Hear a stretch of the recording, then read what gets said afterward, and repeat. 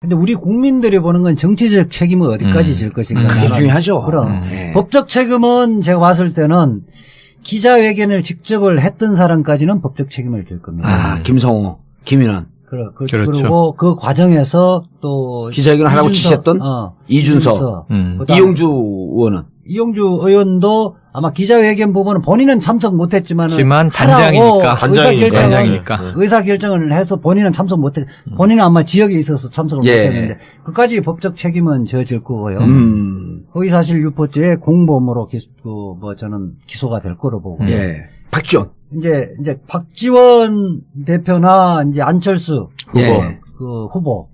후보는 기자회견을 직접 실행을 한 것은 아니고 그 이후에 그것을 기초로 해서 다른 그걸 한 건데 그거는 조금 간접적이라고 봐요. 공동선대위원장으로서 이것이 의심이 됨에도 불구하고 방조하고 있었던 것은. 아니 그게 이제 단장이 기자회견 부분은 정기로 결정을 할 수 있으니까. 그다음에 그 부분을 그 기초로 해서 그 이후에 선거운동을 했던 것은 정치적 책임이라고 봐요.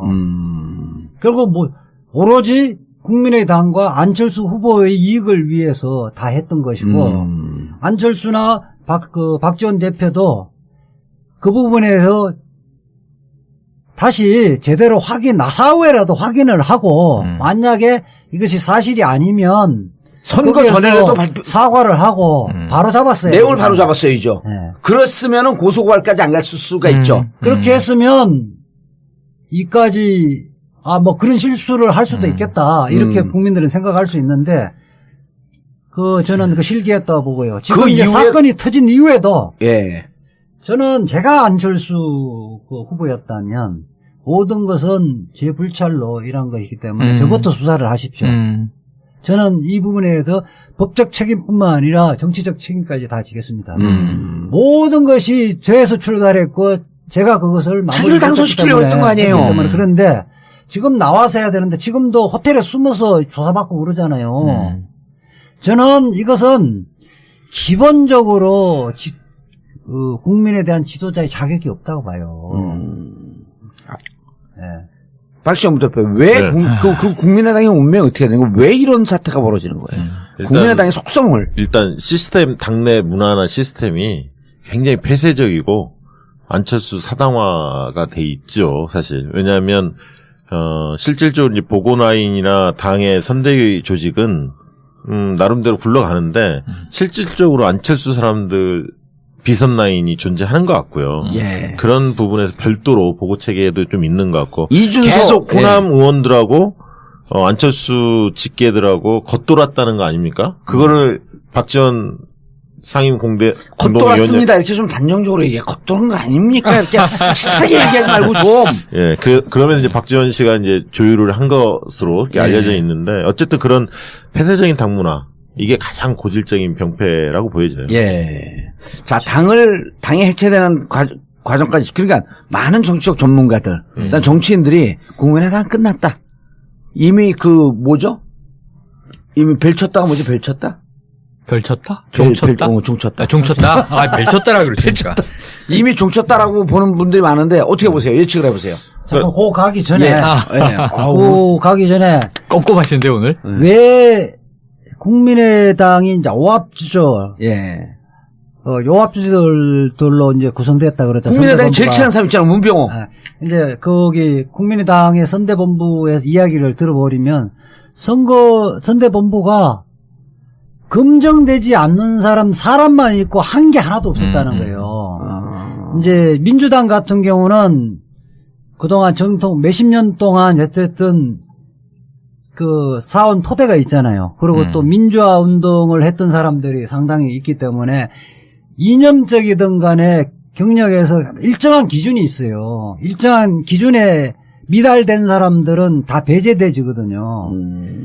국민의당은 안철수가 갑자기 뜨면서 사람들이 없으니까 이 사람 저 사람 사회적으로 명함이 있는 사람은 다 모인 거예요. 정치적 이념인간들. 그래서 이념적인 가치의 기준이 없었던 거예요. 네, 100분 동의하고요. 그렇기 때문에 저는 그 사람들이 예컨대 검사 출신인데 민주하고 전혀 관계없고, 그 다음에, 검찰 개혁에 전혀 관계없던 사람들이 검찰에서 부장검사를 했다든지 검사 경력이 있으면 다 받아줬거든요. 공천 후보자 다 받아줬기 때문에 이 사람들이 할 수 있는 것은 어떻게 하면 안철수에게 잘 보일까, 그다음 어떻게 공을 세울까, 여기에 혈안이 돼 있었던 거죠. 내부에는 그러다 보니까 내부에는 또 민주당이라는 것은 경력이나 이런 것들에서 나름대로 검정을 필터링할 수 있는 스펙트럼이 있는데 거기는 예. 전혀 없는 거죠. 오늘 용어도 그냥 휘황찬란히 날아다니는 그러게요. 그렇기 때문에 돼 있고 이것이 사실은 이미 국민의당은 끝났다. 사고가 이미 잉태되어 있었다. 저도 뭐 그 대형 악재가 터지긴 터졌는데 더 중요한 거는 이제 안철수 박지원이 두 기둥이잖아요. 사실 예. 두 기둥이 무너졌기 때문에 당이 초토화될 가능성이 크다. 근데 그 근거를 제가 몇 가지 들어볼게요. 일단은 예. 뭐 여론조사상은 우리 그 꼴찌. 다 알고 있잖아요. 중요하지 않아요. 바닥을 기고 있잖아요. 호남에서도 무너졌고. 네. 근데 박시영도 여론조사 아닌 다른 걸 얘기할 수 있다는 걸 좀 보여줘봐. 그러니까 제가 지금 일단 국민의당 이 사건이 터지면서 일단은 태도가 좀 바뀌었습니다. 오늘부로 뭘 바뀌었냐면 추경과 정부조직법 개정안에 대해서 적극적으로 나서겠다. 입장을 선회했어요. 그거 안 하면 이제 걔 박살인데. 네, 일단은 정부 여당이 좀 눈치를 보는 거죠. 첫 번째 그게 이제 감지가 됐는데 두 번째는 뭐냐면 지금 이게 안철수 쪽의 정치적 입지가 줄어들면 반대로 호남이 주도권을 잡아야 하는데 아까 호남의 당 지지도가 가장 낮아져 있기 때문에 지금 한 자릿수이기 때문에 호남 의원들이 주도권을 잡기도 어려운 상황이에요. 이도저도 중심이 없는 상황에 이 공백 상태가 지도력의 공백 상태가 8월까지 이어질 겁니다. 근데 8월 달에 전당대회가 있는데 정동영 천정배, 문병호 뭐 이런 분들이 나온다고 그래요. 근데 지금 밑바닥에서는 뭐냐면 내년 지방선거를 앞두고 탈당 흐름이 감지되고 있어요. 당연하죠. 기초단체장들, 광의원들 움직이고 있습니다. 서서히 나오고 있습니다. 그렇다면 국민의당이 승부수를 띄워야 하는 건 뭐냐면 유일한 변수는 딱 두 가지인데 하나는 대통령 국정지도가 굉장히 낮아져서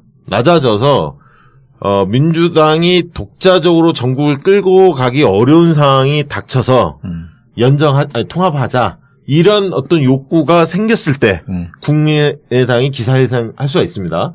그러나 만약에 대통령 지지도가 60% 이상 계속 높은 수준에서 유지가 되면 통합의 요구가 없죠. 그럴 필요가 없는 거 아닙니까? 개인 탈당했고 개인 입당해야 돼요. 그렇죠. 이제 그 상황이 하나가 있고요. 두 번째는 마지막 수순으로 이쪽에서 생각하는 게 내년 지방선거에서 전남의 박지원, 전북의 정동영, 뭐 광주의 박주선, 김동철 이런 사람들을 내보내서 광역단체장 선거에서 먹겠다. 뭔가 선전하겠다. 이게 마지막 배수진일 것 같아요. 사실은. 근데 지금으로서는 다 떨어지는 거 아니에요. 제가 볼 때도 굉장히 어려운 국면에 빠졌고 그렇게 말 희망이 그렇게 하지 없다. 말고 다 떨어진다 이렇게 얘기해봐. 나가는 족족 떨어진다. 그냥 왜냐면 정치하는 사람 내가 아까 그랬잖아요. 네. 촉수가 2개 있던 게 선거 때 되면 200개 된다고.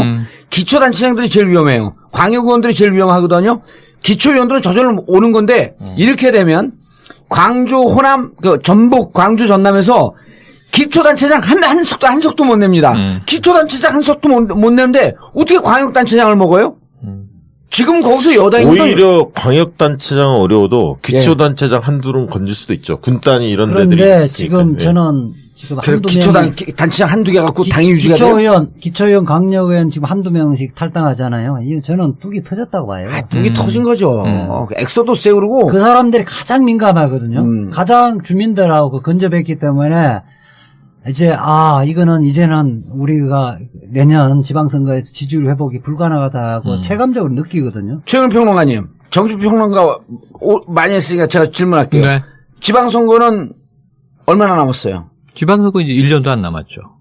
그렇게 대답하면 안 돼요. 네. 정치평론가들은. 지방선거는 이미 스타트됐습니다. 스타트 됐다. 그럼요. 자. 그러니까 지금 지방선거를 준비하는 사람들은요. 내일 모레가 내일이야. 네. 그 어떻게 되겠어요? 그렇죠. 당을 탈당할 수밖에 없는 거야. 아니, 지금 저도 예. 그런 쪽 일을 하잖아요. 예. 선거 컨설턴트로서 활동을 하는데 지금부터 문의가 많이 옵니다, 사실. 아니 나는 지방선거 나가지도 않을 것 같아. 내가 쓰면 다 쿵타다. 아니 지금 이재화 변호사님 정리를 듣고 예. 말미에 제가 국민의당에 좀 한 3가지만 질문을 드리고 싶어요. 그분들도 뭐 답변을 하셔야 되는 거잖아요. 지금 의혹이 여기서 다 정리가 됐잖아요. 우리가 다 답변할게요. 다 할 수 있어요. 그래서 저는 첫 번째 예. 왜 이준서와 이유미를 이토록 신뢰했나? 예. 아니, 당신들이 말하는 대로 예. 조작을 몰랐다면 이 허술한 증거를 당 차원에서 첫째. 공개하는 예. 데까지 가는데 이유미와 이준서를 굉장히 신뢰하지 않았으면 이거는 터뜨릴 수 없는 거잖아요. 안철수 아니, 하나씩- 사람들의 자, 이게 첫째. 한꺼번에 다 얘기할게요. 예. 1. 여기에 대해서 좀 궁금함이 예, 있는 두 거고요. 번째. 자, 두 번째는 전 이용주 의원한테 너무 궁금한 것이 첫 번째 질문에 대답할게요. 네. 아니 한꺼번에 아, 다른 세 개, 거니까 달랑 세 개. 네. 자, 두 번째는 뭐냐면 진상조사단이 꾸려져요. 예. 그러면 당에 있는 모든 사람들은 이 사안에 대해서는 진상조사단이 정권을 갖고 있는 거잖아요. 예. 근데 이용주 의원이 하필이면 공명선거 추진 단장 입장이었는데 여기 대해서 27일에 이유미 씨가 긴급 체포된 다음 날부터 단독 범행이다. 그다음에 카톡을 공개하면서 편집된 카톡을 공개하면서 단독 범행이다. 아하. 단독 범행이다. 이렇게 얘기할 때 저는 그냥 이 개인적으로 너무 궁금하고 의문스러운 거예요.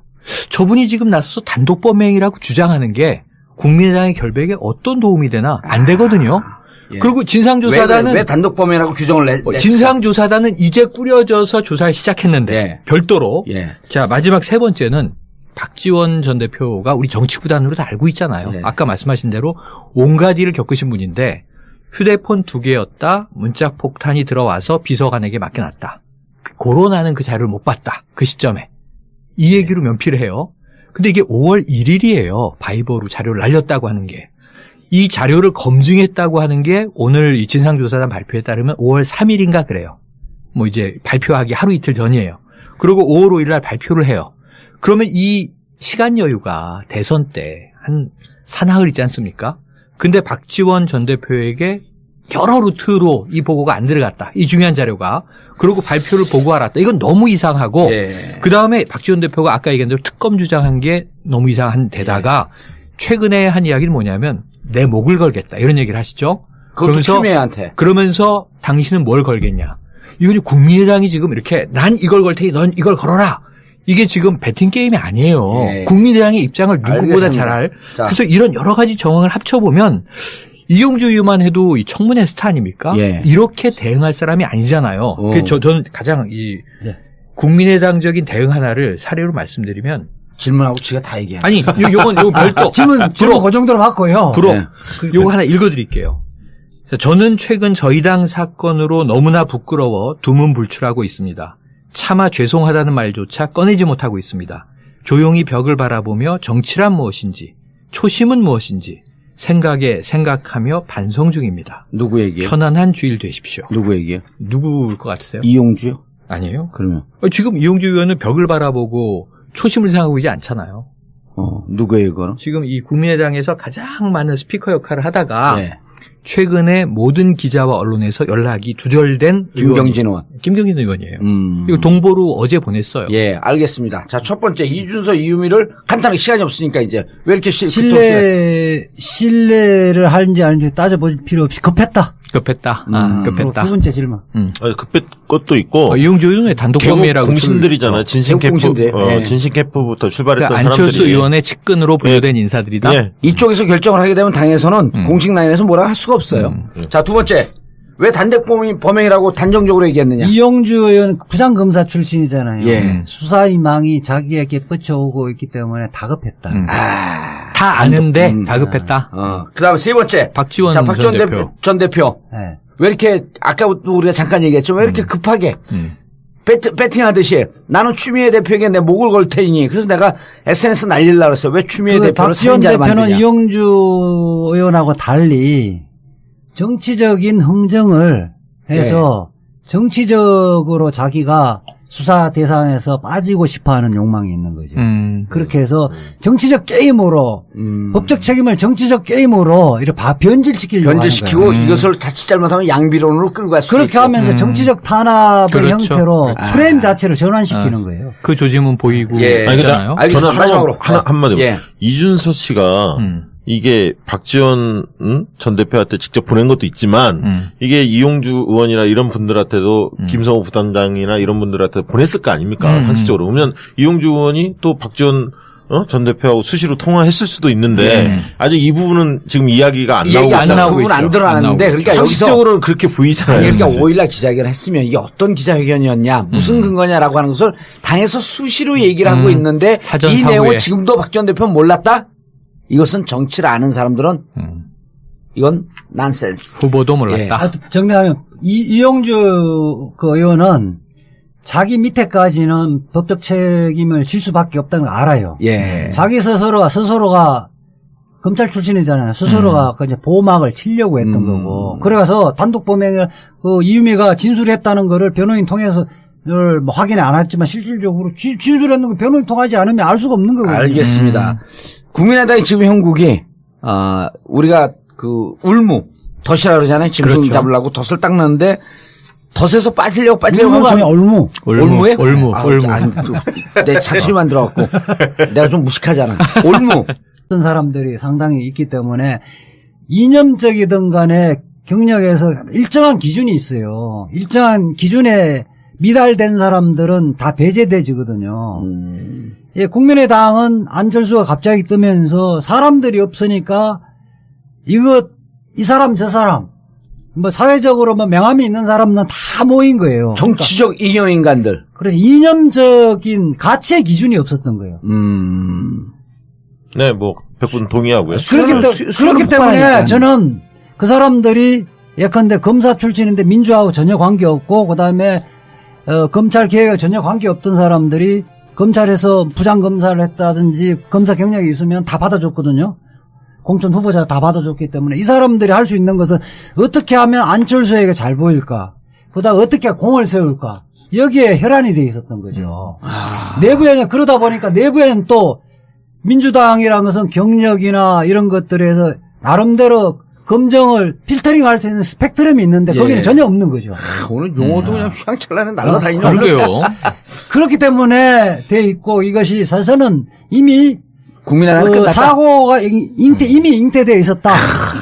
저도 뭐 그 대형 악재가 터지긴 터졌는데 더 중요한 거는 이제 안철수 박지원이 두 기둥이잖아요, 사실. 예. 두 기둥이 근데 우리 국민들이 보는 건 정치적 책임은 어디까지 질 것인가. 그게 중요하죠. 그럼. 예. 법적 책임은 제가 봤을 때는 기자회견을 직접을 했던 사람까지는 법적 책임을 질 겁니다. 김성호, 김인환. 그렇죠. 그리고 그 과정에서 또 기자회견을 하라고 지시했던 이준서. 그다음 이용주 의원은. 이용주 의원도 아마 기자회견 부분은 본인은 참석 못했지만은 단장이니까. 의사결정을 해서 본인은 참석 못했. 본인은 아마 지역에 있어서 참석을 예. 못했는데 그까지 법적 책임은 져질 거고요. 거의 사실 유포죄 공범으로 저는 기소가 될 거로 보고. 예. 박지원. 이제 박지원 대표나 이제 안철수 예. 후보. 예. 후보는 기자회견을 직접 실행을 한 것은 아니고 예. 그 이후에 그것을 기초로 해서 다른 그걸 한 건데 그거는 조금 간접적이라고 예. 봐요. 공동선대위원장으로서 이것이 의심이 됨에도 불구하고 방조하고 있었던 것은. 아니 그게 예. 이제 단장이 기자회견 부분은 정기로 결정을 할 수 있으니까 그다음에 그 부분을 그 기초로 해서 그 이후에 선거운동을 했던 것은 정치적 책임이라고 봐요. 결국 오로지 국민의당과 안철수 후보의 이익을 위해서 다 했던 것이고 안철수나 박지원 대표도 그 부분에서 비선 라인이 존재하는 것 같고요. 예. 그런 부분에서 별도로 보고 체계도 좀 있는 것 같고 이준석 계속 호남 의원들하고 안철수 직계들하고 겉돌았다는 거 아닙니까? 그거를 박지원 상임 겉돌았습니다. 이렇게 좀 단정적으로 얘기해. 겉도는 거 아닙니까? 이렇게 치사하게 얘기하지 말고 좀. 예, 그러면 이제 박지원 씨가 이제 조율을 한 것으로 이렇게 알려져 있는데 어쨌든 그런 폐쇄적인 당문화 이게 가장 고질적인 병폐라고 보여져요. 예. 자, 당이 해체되는 과정까지. 그러니까 많은 정치적 전문가들, 일단 정치인들이 국민의당 끝났다. 이미 이미 벨 쳤다가 뭐지? 벨 쳤다? 별 쳤다? 종 쳤다? 종 쳤다. 종 쳤다? 별 쳤다라 그러니까. 이미 종 쳤다라고 보는 분들이 많은데 어떻게 보세요? 예측을 해보세요. 잠깐 고 가기 전에 예. 가기 전에 꼼꼼하신데 오늘? 왜 국민의당이 이제 오합지졸 예. 요합주들로 이제 구성됐다 그랬죠. 국민의당이 제일 선대본부가. 친한 사람 있잖아, 문병호. 이제 거기 국민의당의 선대본부에서 이야기를 들어버리면 선대본부가 검증되지 않는 사람만 있고 한 게 하나도 없었다는 거예요. 이제 민주당 같은 경우는 그동안 정통 몇십 년 동안 어쨌든 그 사원 토대가 있잖아요. 그리고 또 민주화 운동을 해도 다시 제대로 사후에라도 확인을 하고 만약에 이것이 사실이 아니면 선거 거기에서 전에라도 사과를 하고 바로 잡았어요. 내용을 바로 잡았어야죠. 네. 그랬으면은 고소고발까지 안 갔을 수가 있죠. 그렇게 했으면 이까지 뭐 그런 실수를 할 수도 있겠다. 이렇게 국민들은 생각할 수 있는데 저는 실기했다고 보고요. 지금 그 이제 이후에- 사건이 터진 이후에도 예. 저는 제가 안철수 후보였다면 모든 것은 제 불찰로 일한 것이기 때문에 저부터 수사를 하십시오. 저는 이 부분에 대해서 법적 책임뿐만 아니라 정치적 책임까지 다 지겠습니다. 모든 것이 저에서 출발했고 제가 그것을 자기를 당선시키려고 했던 거 아니에요. 그런데 지금 나와서 해야 되는데 지금도 호텔에 숨어서 조사받고 그러잖아요. 저는 이것은 기본적으로 국민에 대한 지도자의 자격이 없다고 봐요. 네. 박시영 대표, 왜 네. 그 국민의당의 운명이 어떻게 되는 거예요? 왜 이런 사태가 벌어지는 거예요? 국민의당의 속성을. 일단 시스템, 당내 문화나 시스템이 굉장히 폐쇄적이고 안철수 사당화가 돼 있죠, 사실. 왜냐하면 실질적으로 이제 보고라인이나 당의 선대위 조직은 나름대로 굴러가는데 실질적으로 안철수 사람들이었기 때문에 당이 초토화될 가능성이 크다. 근데 그 근거를 제가 몇 가지 들어볼게요. 일단은 뭐 여론조사상은 우리 꼴찌. 다 알고 있잖아요. 중요하잖아요. 바닥을 기고 있잖아요. 호남에서도 무너졌고. 네. 근데 박시영도 여론조사 아닌 다른 걸 얘기할 수 있다는 걸 좀 보여줘봐. 그러니까 제가 지금 일단 국민의당 이 사건이 터지면서 일단은 태도가 좀 바뀌었습니다. 오늘부로 뭘 바뀌었냐면 추경과 정부조직법 개정안에 대해서 적극적으로 나서겠다. 입장을 선회했어요. 그거 안 하면 이제 걔 박살인데. 네, 일단은 정부 여당이 좀 눈치를 보는 거죠. 첫 번째 그게 이제 감지가 됐는데 두 번째는 뭐냐면 지금 이게 안철수 쪽의 정치적 입지가 줄어들면 반대로 호남이 주도권을 잡아야 하는데 아까 호남의 당 지지도가 가장 낮아져 있기 때문에 지금 한 자릿수이기 때문에 호남 의원들이 주도권을 잡기도 어려운 상황이에요. 이도저도 중심이 없는 상황의 이 공백 상태가 지도력의 공백 상태가 8월까지 이어질 겁니다. 근데 8월 달에 전당대회가 있는데 정동영, 천정배, 문병호 뭐 이런 분들이 나온다고 그래요. 근데 지금 밑바닥에서는 뭐냐면 내년 지방선거를 앞두고 탈당 흐름이 감지되고 있어요. 당연하죠. 기초단체장들, 광의원들 움직이고 있습니다. 서서히 나오고 있습니다. 그렇다면 국민의당이 승부수를 띄워야 하는 건 뭐냐면 유일한 변수는 딱 두 가지인데 하나는 대통령 국정지도가 굉장히 낮아져서